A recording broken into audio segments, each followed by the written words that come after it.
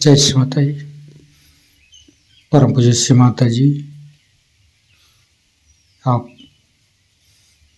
सारे विश्व को सहयोग प्रदान कीजिए माँ। परम पूज्य श्री माता जी, कृपा करके आप ही तो सत्य युग का शुरुआत करके गया था माँ।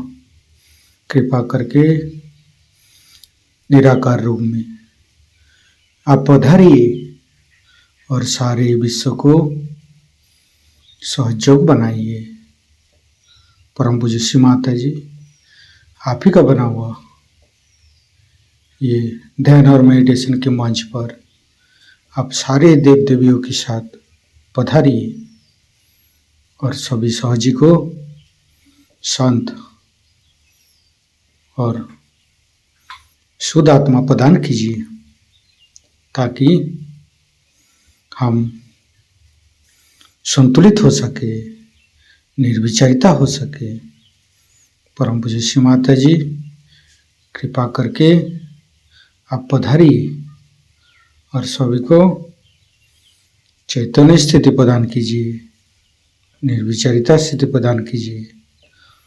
परम पूज्य श्री माता जी, आपके श्री चरण कमल पर कोटि कोटि नमन।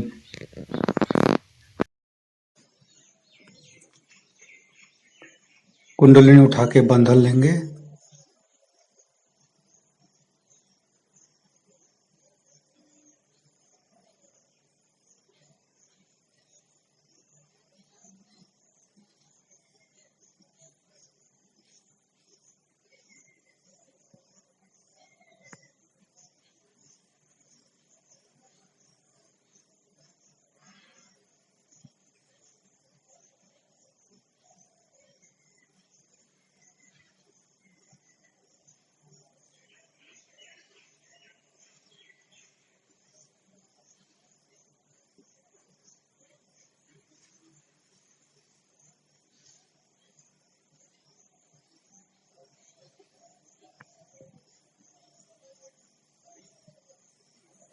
तीनों महामंत्र।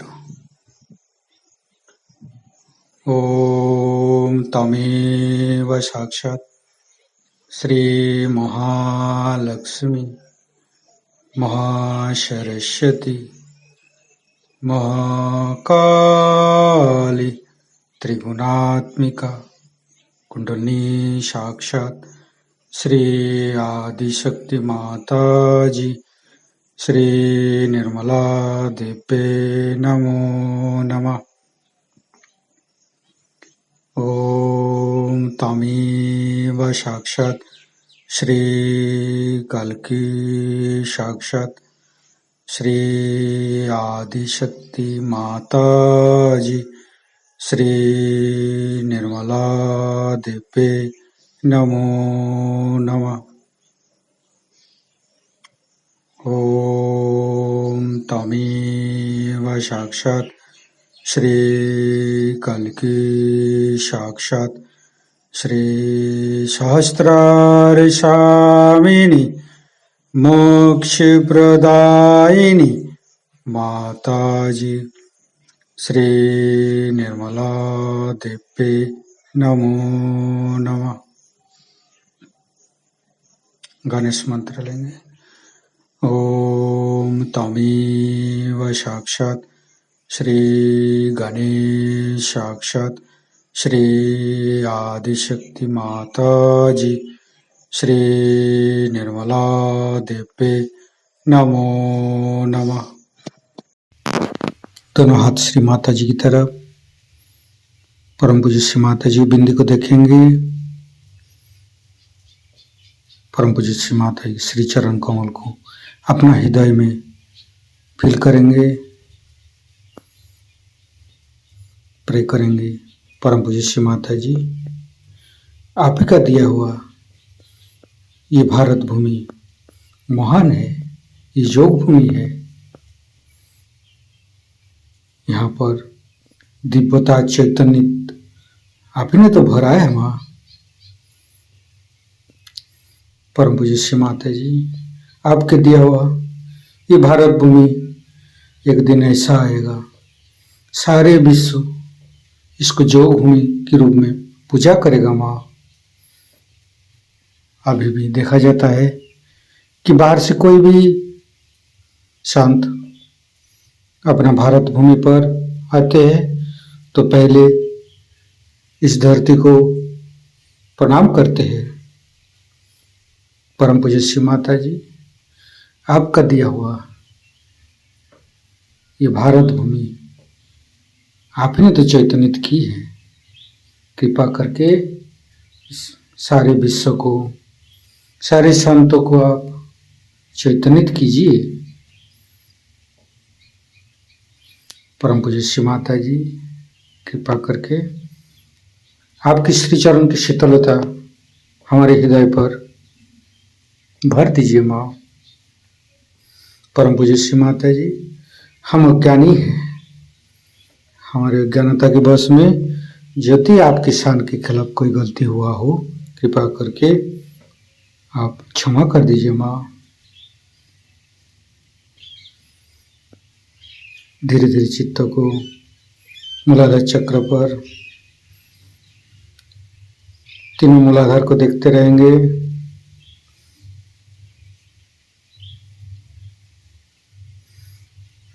प्रे करेंगे। परम पूज्य श्री माता जी, हमारे अंदर गणेश शक्ति का आप आशीर्वादित कर दीजिए। श्री माता जी, हमारे अंदर तीनों नाड़ी, सातों चक्र के अंदर समस्त दोषों को गणेश शक्ति से दूर कीजिए माँ। परम पूज्य श्री माता जी, हम कभी अतीत में चला जाते हैं, कभी भविष्य में चला जाते हैं, कृपा करके हमें वर्तमान में स्थापित कीजिए। सभी सहजी को एक मन से एक ही गुण गाना चाहिए, जो कि प्रेम की, ये प्रेम की शक्ति हमें ग्रहण करना चाहिए। ये प्रेम की शक्ति से हम आत्म साक्षात्कार प्रदान कर सकते हैं। अपना भाषा में मधुरता लाना चाहिए। हम तमाम कर्मकांड से दूर रहना चाहिए। परम पूज्य श्री माता जी, कृपा करके गणेश रूप में हमारे हृदय पर आइए, हमारे मूलाधार चक्र पर आइए और हमें अवोधिता और पवित्रता को गुण भर दीजिए, ताकि हम ये कर्मकांड से दूर रहे, अपने अंदर अहंकार से दूर रहे, मोह से दूर रहे, क्योंकि मोह अहंकार पैदा करता है माँ। कृपा करके हमारे अंदर अहंकार, प्रति अहंकार को दूर कर दीजिए। हमारे अंदर गणेश शक्ति से, जो अवोधिता और पवित्रता से मोह, अहंकार, प्रति अहंकार को दूर कीजिए और प्रेम का शक्ति प्रदान कीजिए। प्रेम ही धर्म है माँ और मोह अधर्म है। धीरे धीरे चित्त को हम तीनों स्वादिष्ठान पर आएंगे, तीनों स्वादिष्ठान को देखते रहेंगे। फिर धीरे धीरे तीनों नाभि, लेफ्ट नाभि, संपूर्ण चित्त हम लेफ्ट नाभि पर रखेंगे। परम पूज्य श्री माता जी, कृपा करके सारे तांत्रिकों से, सारे भूत बाधा से हमको दूर रखिए माँ। परम पूज्य श्री माता जी, हमारे अंदर गृह लक्ष्मी तत्व को जागृत कीजिए। परम पूज्य श्री माता जी, कृपा करके आप गृह लक्ष्मी रूप में हमारे लेफ्ट नाभि पर आइए और हमारी सांसारिक पारिवारिक दोषों को दूर कीजिए, हमें संतुलित कीजिए। धीरे धीरे चित्त को राइट नाभि, परम पूज्य श्री माता जी, राज लक्ष्मी जी के रूप में हमारा राइट नाभि पर आइए और राइट नाभि की समस्त दोषों दूर करके हमारे आर्थिक, हमारे रोजगार की समस्त दोषों को दूर करके हमें संतुलित कीजिए। धीरे धीरे चित्त को मध्य नाभि पर, परम पूज्य श्री माता जी, आप ही तो लक्ष्मी नारायण है, कृपा करके हमारी मध्य नाभि पर पधारिए। परम पूज्य श्री माता जी कृपा करके हमारे नाभि पर आप आइए। हम लक्ष्मी जी के 10 नाम लेंगे। श्री आद्य लक्ष्मी ओम तमेव साक्षात श्री आद्य लक्ष्मी नमो नमः। श्री विद्या लक्ष्मी ओम तमेव साक्षात श्री विद्या लक्ष्मी नमो नमः। श्री सौभाग्य लक्ष्मी ओम तमेव साक्षात श्री सौभाग्य लक्ष्मी नमो नमः। श्री अमृत लक्ष्मी ओम तमेव साक्षात श्री अमृत लक्ष्मी नमो नमः। श्री गृहलक्ष्मी ओम तमेव साक्षात श्री गृहलक्ष्मी नमो नमः। श्री राजलक्ष्मी ओम तमेव साक्षात श्री राजलक्ष्मी नमो नमः। श्री सत्यलक्ष्मी ओम तमेव साक्षात श्री सत्यलक्ष्मी नमो नमः। श्री भाग्यलक्ष्मी ओम तमेव साक्षात श्री भाग्यलक्ष्मी नमो नमः।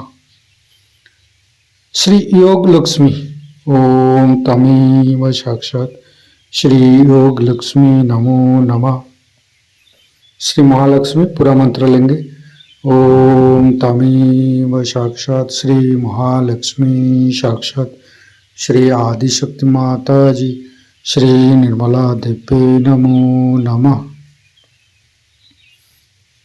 संपूर्ण चित्त मध्य नाभि पर रखेंगे। धीरे धीरे चित्त को तीनों हृदय, तीनों विशुद्धि, फ्रंट आज्ञा, बैक आज्ञा, लेफ्ट आज्ञा, राइट आज्ञा, सहस्त्रार। परम पूज्य श्री माता जी कृपा करके हमारे सहस्त्रार को खोल दीजिए। हमें निर्विचरिता स्थिति प्रदान कीजिए। हमें ध्यान का स्थिति प्रदान कीजिए माँ।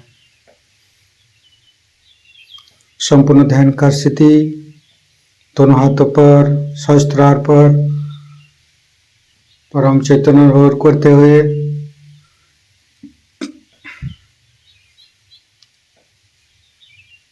सदाशिव जी का मंत्र लेंगे।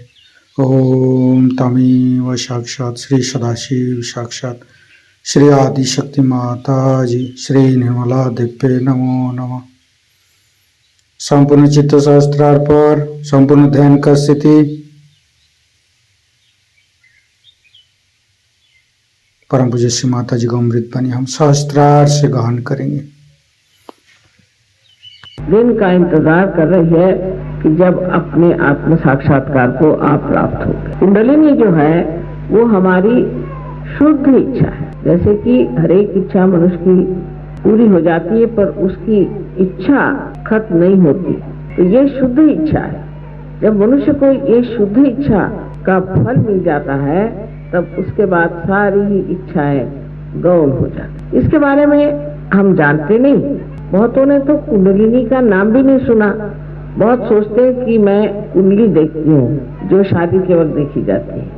इतना हमारे यहाँ अज्ञान है इस शास्त्र का। ये शास्त्र गुपित शास्त्र था एक जमाने में, लेकिन उसके बाद कितने तो भी लोगों ने इस पर बड़ा व्याख्यान किया है। लेकिन अंग्रेजी किताबें पढ़ने से, अंग्रेजी भाषा सीखने से, अंग्रेजी तहजीब में बह जाने से हमारे देश की जो विशेषता है, जो धरोहर है, उसको हमने कभी जानने की कोशिश ही नहीं की और उसके और हम मुड़े ही नहीं।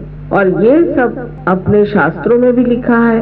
उसके अलावा हमारे जो बड़े बड़े कवि हो गए, संत कवि हो गए, जैसे मार्कंडेय स्वामी तो कहते हैं 14,000 वर्ष पूर्व हुए थे। उसके बाद कितने ही संतों ने आत्म साक्षात्कार के बारे में लिखा। फिर धीरे धीरे कुंडलिनी के बारे में भी लिखना शुरू किया।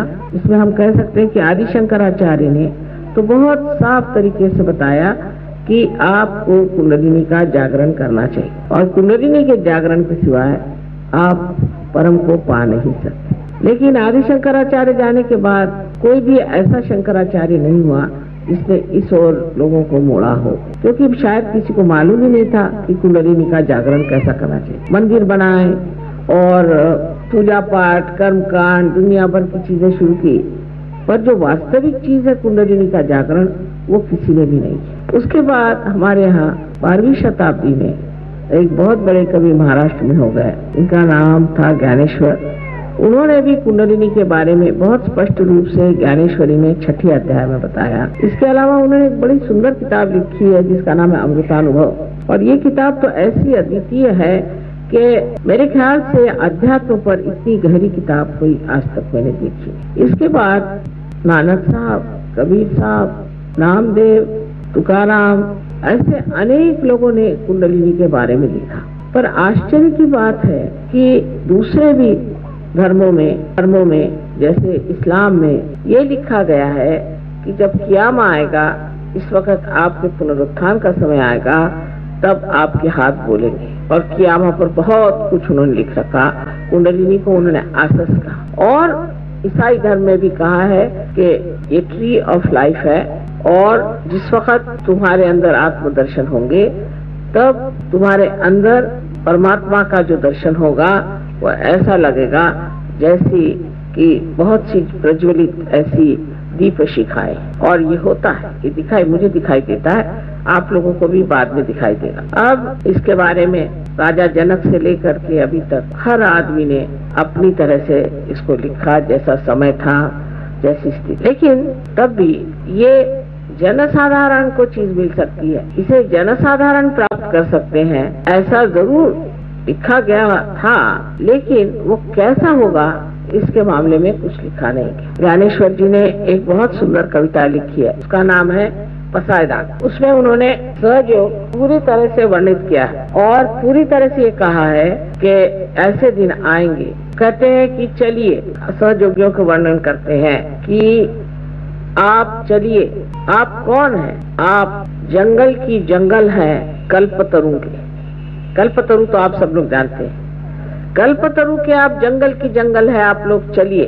और फिर वो कहते हैं कि आप लोग, माने सहयोगी लोग, अमृत के भरे हुए ऐसे महासागर हो जो कि बोलते हैं, चंद्रमा जैसी आपकी शक्ल जिसपे कोई लांछन न हो, और सूर्य जैसे आप दैदीप्यमान लेकिन आप में ताप न हो, ऐसे आप सहयोगी चलिए, चल के ये पसायदान, ये अमृत दान सबको दीजिए। पर उस पर भी इंग्लैंड में एक कवि हो गया, ऐसे तो अनेक कवियों ने लिखा, पर एक कवि लुइस करके हुआ है, उसने तो साफ साफ सहयोग का प्रोसेशन किस तरह से होगा, उसका जुलूस किस तरह से निकला जाएगा, यानी हमारा भी वर्णन उसमें वो 100 साल पुराना कर दिया। उसके अलावा अपने हिंदुस्तान में ही बड़े भारी कवि, इनको हम मानते हैं, रविंद्रनाथ टैगोर, उन्होंने गणपतिपुळे का पूरा वर्णन कर दिया कि भारत के किनारे पर सब देश के लोग आएंगे, माँ जाग उठी है, विश्व की माँ जाग उठी है, और सब अपनी छोटी छोटी मर्यादाएं भूल करके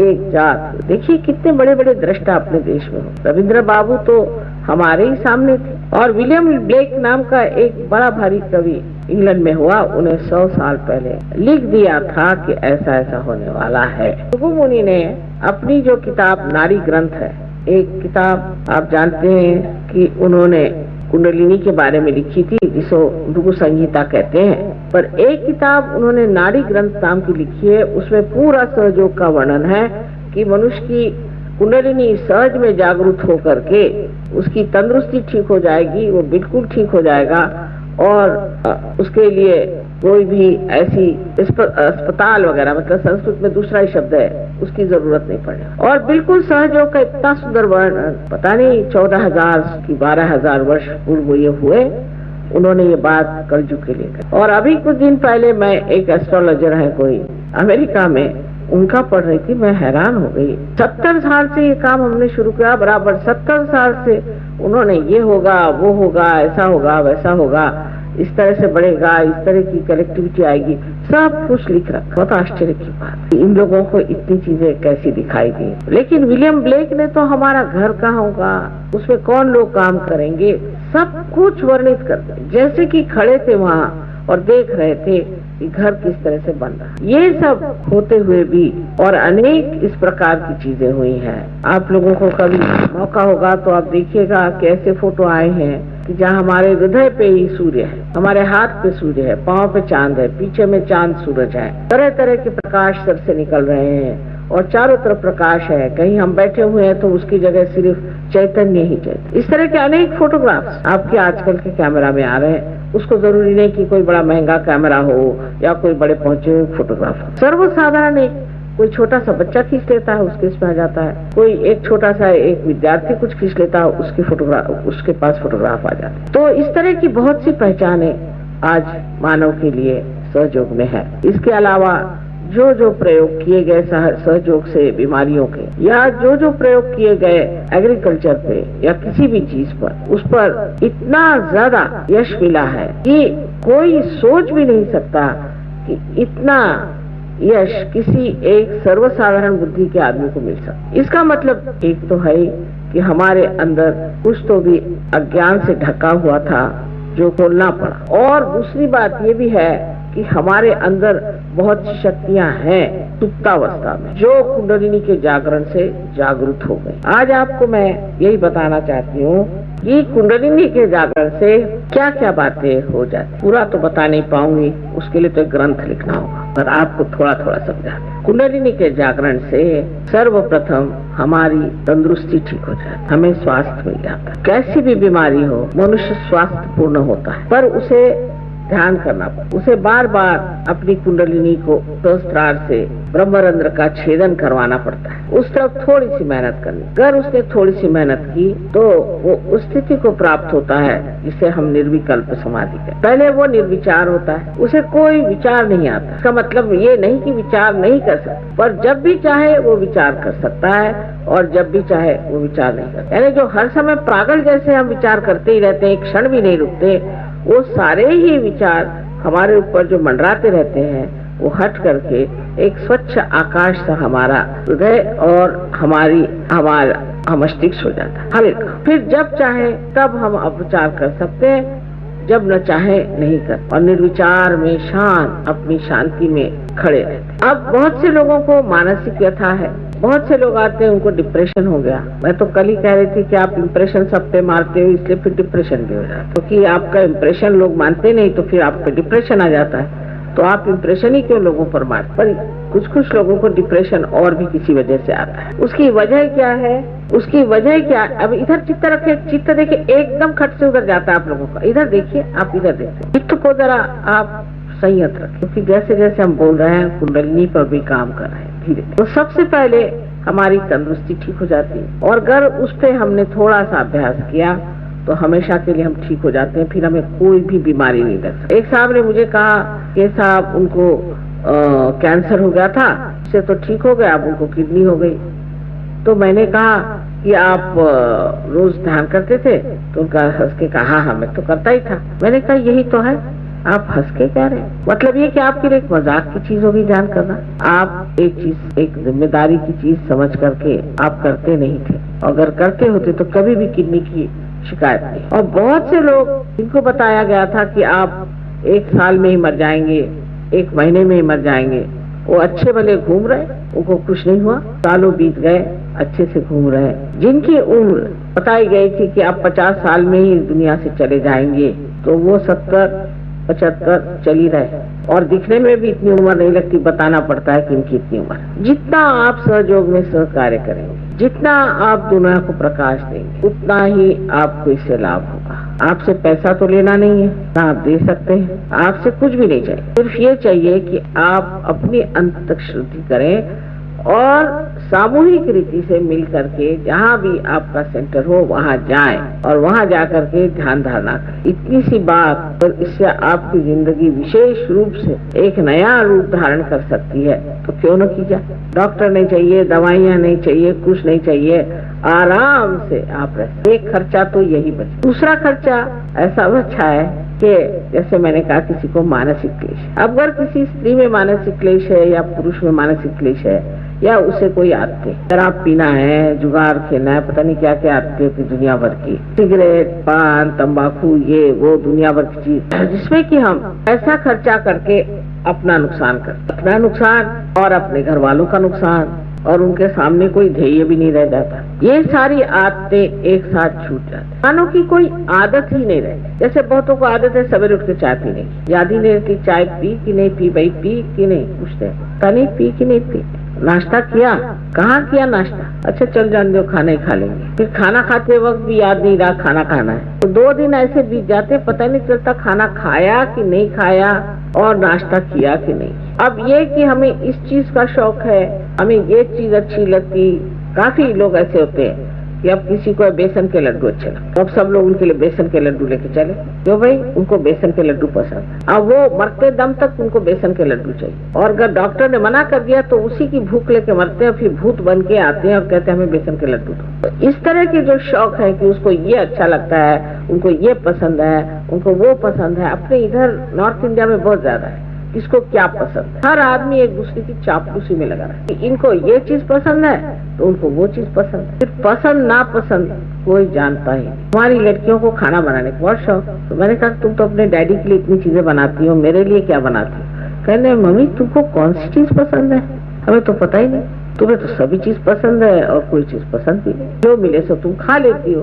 तो मैंने कहा ये बात है भाई, हमें तो कुछ याद नहीं रहता हमें क्या चीज पसंद। तो इस प्रकार अपनी पसंद और ये चीजें आते हैं, और जब तक आप अपने समाज में रहते हैं तो ऐसी ही बातें लोग करते हैं कि साहब मुझे तो बढ़िया घी खाए बगैर खाना ही नहीं है, मतलब बड़े घमंड से खाए, और साहब मैं सुबह 2 सेर दूध पी सकता हूँ, और क्या क्या आप खा सकते हैं बताइए जिसकी बड़ी घमंड से बताए। और साहब मुझे तो बाथरूम ऐसा चाहिए कि चकाचक, कौन साफ करता है आपके यहाँ? मेरी बीवी, और खाना वो भी मेरी बीवी। आप क्या करते हैं? जी नहीं मैं नौकरी करता हूँ सुबह शाम तक, और सिर्फ सिगरेट पीता हूँ, कभी शराब पीता हूँ, और कभी इधर उधर जरा चला जाता हूँ। तो ये सब बातें जाके मनुष्य अपनी उपादेयता, यूजफुलनेस को समझता है कि मैं क्या क्या कर, अपने जीवन का कोई अर्थ नहीं।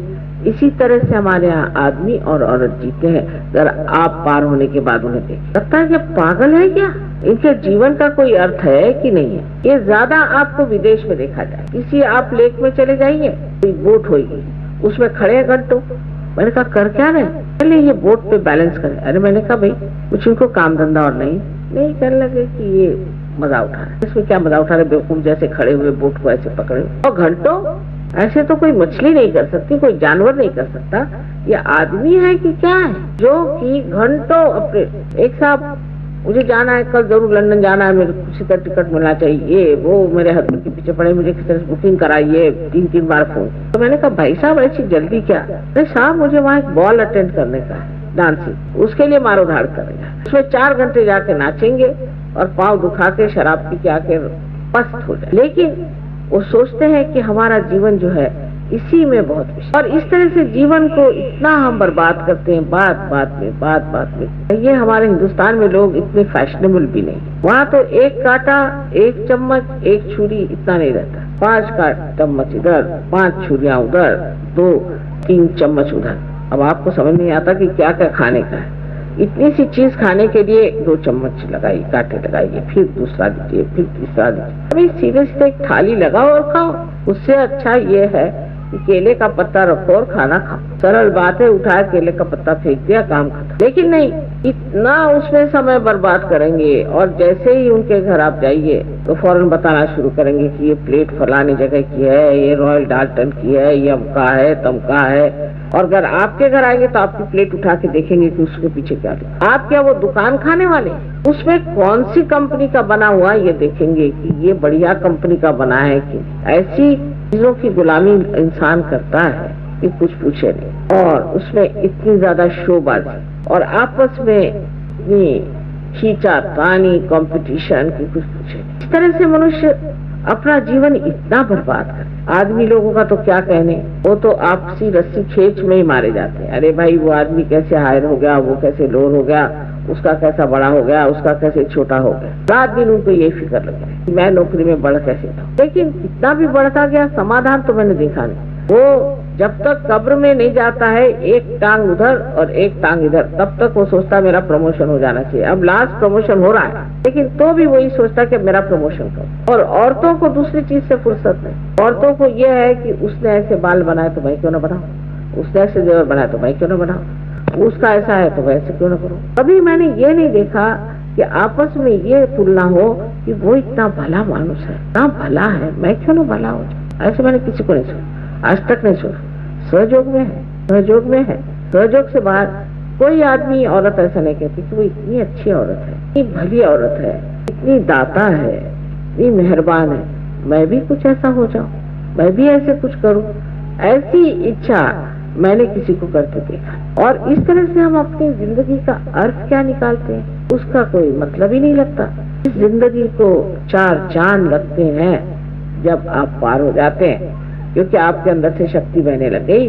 हाथ उठाइए, कुंडलिनी उठा सकते हैं, दूसरों को आप पार करा सकते हैं, जीवन तक क्रिया आप कर सकते हैं, लोगों को इतना दान दे सकते हैं, और उसके लिए पैसा नहीं, कौड़ी नहीं, कुछ नहीं, आपके हाथ के इशारे पे कुंडलिनी। जाने कितने लोगों को आप ठीक कर सकते हैं। एक आदमी न जाने क्या से क्या कर सकता है, बस वो सोच ले अब हम तो हो गए योगी पूरी तरह, और इस बात को अपने जीवन में पूरी तरह से उतारे और ठान ले कि हम तो योगी हैं और हमारी जात ही अलग हो गई, हमारा धर्म ही बिगड़ गया, हम तो दूसरे ही धर्म में आ गए। जब वो इस बात को ठान लेता है तो एक आदमी काफी है, सारे हिंदुस्तान को नचा सकता है। काम तो आपसे होने वाला है। जैसे कि बिजली का स्रोत कहीं है, लेकिन यहाँ पर तो आपको दीप ही जलाने पड़ते हैं। वो स्रोत यहाँ लाने से फायदा क्या, उससे क्या लाइट होने वाली? ऐसे ही दीप चारों तरफ जलाने पड़ेंगे, तभी प्रकाश ठीक से होगा। इसी प्रकार आप लोग भी उसी एक स्रोत से प्रकाश पाने वाले दीपक है, और दीपक को चाहिए कि आप प्रकाश दें। उसके बाद भी आप रो रहे हैं, मुझे ये चाहिए, मुझे वो चाहिए। अरे अब हो गया, अब दो, अब देने का काम। पहले लेते रहे, अब देना सीखो, और अपने गौरव को और अपने शक्ति को पहचान कि आपके अंदर कितनी शक्ति है, आप क्या क्या कर सकते हैं। पर अब भी हम देखते हैं बहुत से लोग रोते ही करते हैं, माता जी मेरा ऐसा हुआ, माता जी मेरा वैसा हुआ। कहती हूँ देखिए कैसे हो रहा है। कुछ लोगों की धड़ से समुद्र में गिर जाते हैं और भूल जाते हैं, और कुछ लोगों के अभी भी पत्थर जैसे बाहरी खड़े हुए रो रहे हैं। इसकी एक ही वजह है कि आप अभी तक समझे नहीं सहयोग का मतलब। आपने अपना भी मतलब नहीं जाना, आप समर्थ नहीं, अपने स्व का अर्थ आपने नहीं जाना,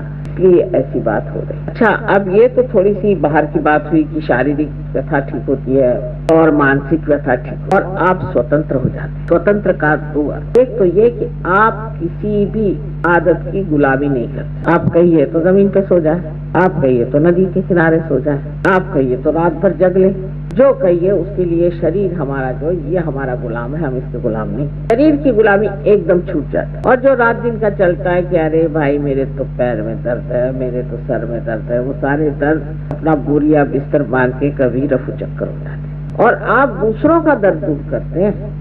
अब आपके पास ही शक्ति आ जाती कि आप दूसरों का दर्द दूर। और स्वतंत्रता का दूसरा एक और अर्थ होता है स्व का तंत्र जानना। स्व माने आत्मा, और आत्मा का तंत्र जानना माने उसका मैकेनिज्म जानना, आत्मा का कार्य कैसे चलता है, उससे हम क्या क्या कार्य कर सकते हैं।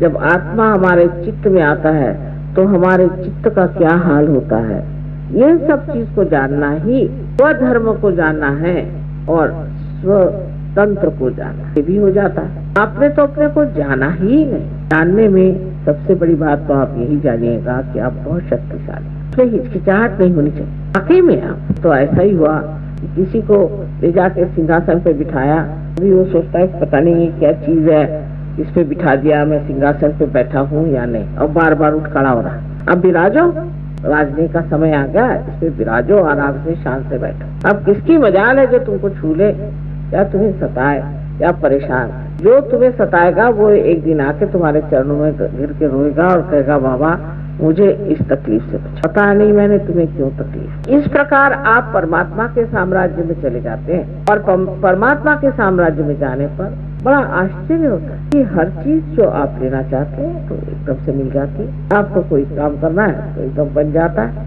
आप कहीं बाजार में जाइए तो लोग आपको देख के कहते आइए बैठिए चाय पियेंगे, और दूसरों को भगा देते हैं।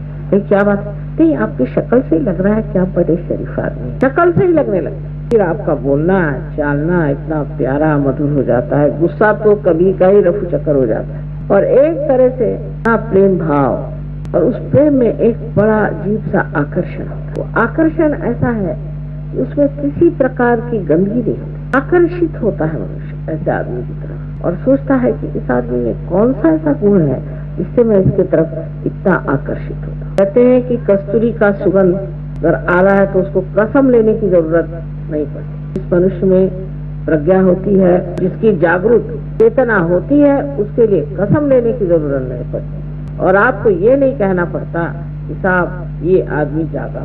हाँ, कोई जानबूझ करके आंख मूंदना चाहे वो दूसरी बात, या कोई बेकारी में विरोध करना चाहे, झगड़ा करना चाहे, ये बात। तो ये सोचना चाहिए कि हमारे लिए एक बड़ा भारी नया आयाम खुल जाता है और उस आयाम में हमारे अंदर कलेक्टिव कॉन्शियसनेस जिसे कहते हैं सामूहिक चेतना प्रस्फुटित होती है।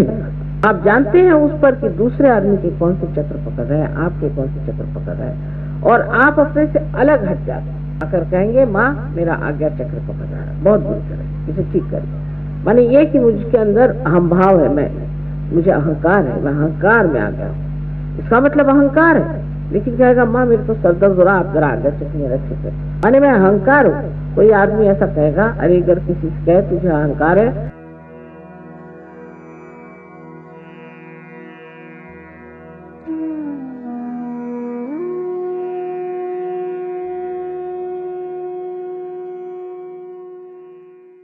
The next rag that we will present tonight is rag Abhogi for the Nabi Chakra. We will sing the mantra of Sri Lakshmi Narayana.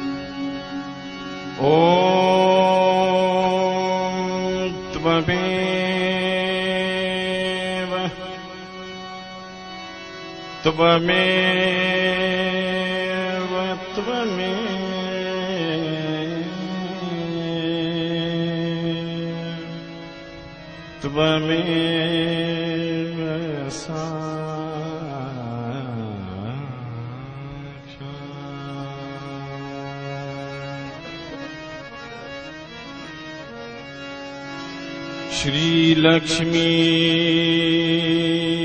Shri Lakshmi Shri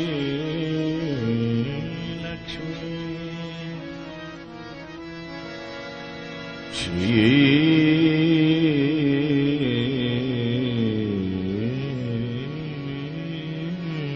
Lakshmi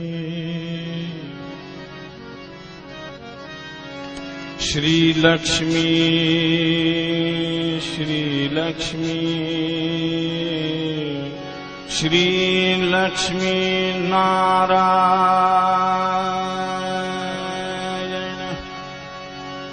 Shri Lakshmi Narayan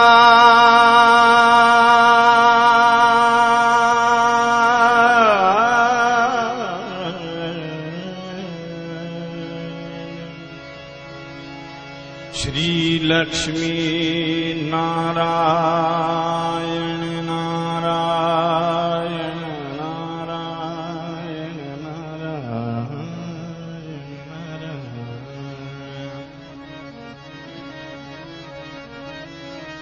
Shri Lakshmi Narayan Shri Lakshmi Narayan Shri Lakshmi Narayan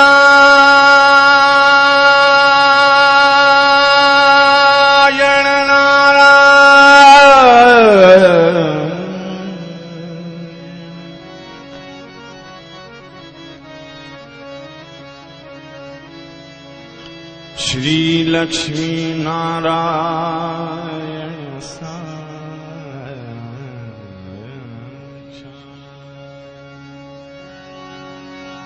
Shri Adishakti Shri Adishakti Shri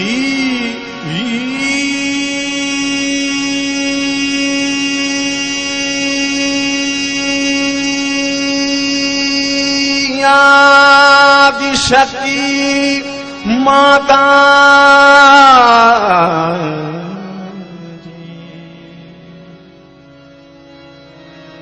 Shri Nirmala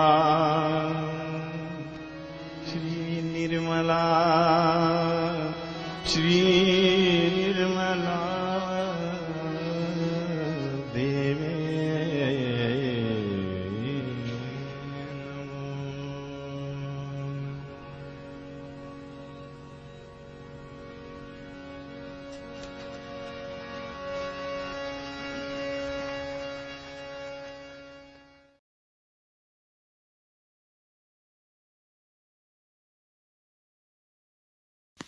इसी ध्यान का स्थिति पर दोनों हाथों पर सहस्त्रार पर परम चैतन्य अनुभव करते हुए परम पूज्य श्री माता जी, आपने जो ध्यान करा के आज परम चैतन्य की है, इसके लिए हम आपको कोटि कोटि नमन। कुंडली उठा के बंधन लेंगे।